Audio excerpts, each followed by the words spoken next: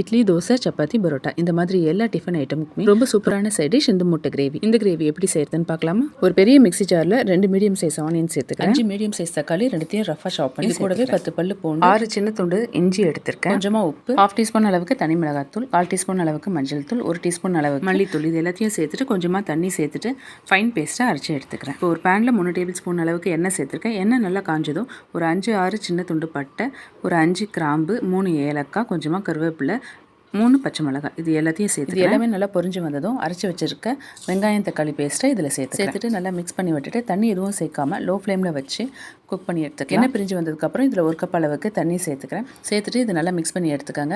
ஒரு 2-3 minutes low ஃப்ளேமில் வச்சு குக் பண்ணி எடுத்திங்கன்னா நல்லா இதுவும் எண்ணெய் பிரிஞ்சதுக்கப்புறம் இந்த கிரேவியில் உப்பு செக் பண்ணிக்கோங்க. கொஞ்சமாக உப்பு சேர்த்துருக்கேன். ஒரு லெமனோட சாறு இதில் சேர்த்து புளிப்பு டேஸ்ட்டுக்கு ஏற்ற மாதிரி நீங்கள் லெமன் ஜூஸ் எல்லாத்தையும் சேர்த்துட்டு மிக்ஸ் பண்ணிவிட்டு ஒரு 5 முட்டையை உடச்சி இதில் மேலே கொஞ்சமாக கொத்தமல்லி தலை, 10 மினிட்ஸ் லோ ஃப்ளேமில் வச்சு எடுத்தால் சூப்பரான முட்டை